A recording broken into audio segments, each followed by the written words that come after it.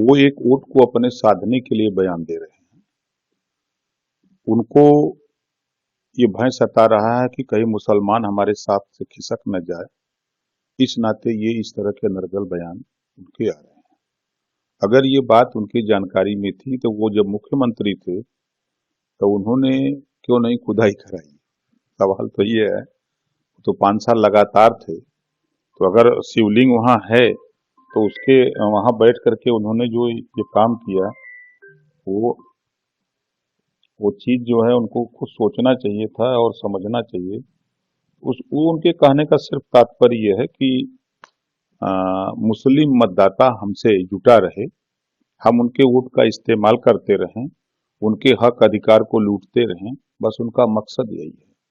4 बार की सपा की सरकार में मुसलमान को तो सोचना चाहिए कि मोदी जी और योगी जी के राज्य में पहली बार आजादी के बाद 51 बच्चे मुसलमानों के आईएएस पास किए, पहली बार। और आज मुस्लिम बच्चे मेडिकल में, इंजीनियरिंग में शिक्षा की तरफ बड़ी तेजी से बढ़े हैं। और समाजवादी पार्टी के नेता को सिर्फ मुसलमान का वोट चाहिए। यहाँ तो वोट भी नहीं मांग रहे हैं और काम भी कर रहे हैं। कोई भी योजना, चाहे आयुष्मान कार्ड की योजना हो, चाहे जीरो पॉवर्टी की योजना हो, चाहे राशन की बात हो, चाहे किसान सम्मान निधि जो वितरित हो रही, सारी योजना बिना भेदभाव को सबको मिलती है। तो इनका जो ये बयान है सिर्फ एक मुस्लिम मतदाताओं को अपने साथ जोड़ने के लिए कि मुसलमान खुश रहेगा, हमको वोट देता रहेगा, इसी वजह से इन्होंने बयान दिया। सूबे के उप मुख्यमंत्री के ब्रजेश पाठक ने अपने फैसलों को बताया कि पुण्य कमाओ पाप धो नीति के महाकुंभ में आइए, आपका भी आमंत्रण है, आप जो है पुण्य कमाइए और पाप से निकलिए। नहीं, उन्होंने सही कहा है।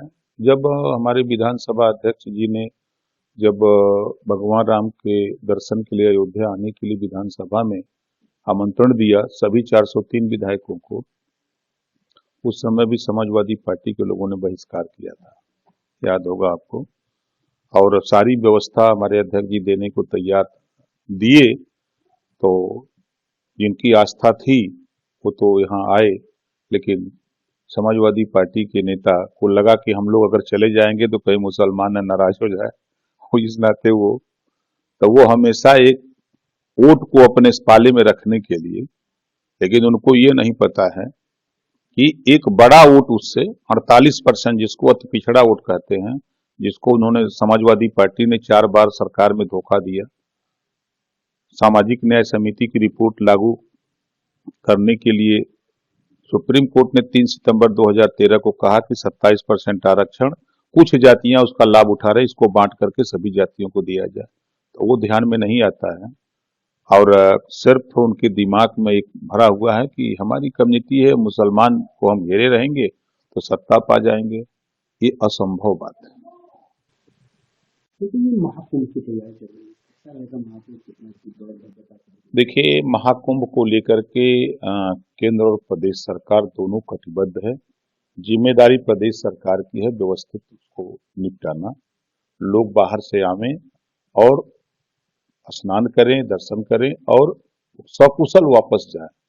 और इस काम में प्रदेश सरकार के सभी मिनिस्टर दूसरे स्टेटों में उनको भेजा गया, मुख्यमंत्री से मिलने के लिए, आमंत्रण देने के लिए, राज्यपाल को आमंत्रण देने के लिए, और वहां रोड शो करके लोगों को ये बताने के लिए कि एक महाकुंभ प्रयागराज में होने जा रहा है, आप सादर आमंत्रित हैं। अब 2 तारीख को हम भी जा रहे हैं सिक्किम, वहाँ मुख्यमंत्री को निमंत्रण देने और राज्यपाल महोदय को निमंत्रण देने, फिर वहाँ रोड शो करके फिर हम लोग आएंगे। तो पूरे देश में तैयारी हो रही है कुंभ की, और भव्य और दिव्य कुंभ होगा, जो न भूतो न भविष्य हो, इस तरह का होगा। कुंभ को लेकर समाजवादी पार्टी के सभी पदाधिकारी या राष्ट्रीय अध्यक्ष बात उठाते हैं, वही उनकी सरकार ने कुंभ की जिम्मेदारी आजम खां को दे दी है। ये घटना बड़ी देखिए, उनकी आस्था के प्रति अगर चिंता होती तो अयोध्या भगवान राम के दर्शन करने आते। स्पीकर महोदय के बात को इग्नोर नहीं करते। अब अगर उनकी आस्था के प्रति बात होती तो वो अपनी सरकार में देख लें कि का कुकृत्य हुआ था, कितने लोगों की घटनाएं हुई, और पिछली बार जो कुंभ सरकार ने कराया था, सकुशल लोग आए, सकुशल लोग गए। तो उनकी बात से और हम लोगों के काम, हम लोग अपना काम करते हैं और वो सब बात करते हैं, ये अंतर है।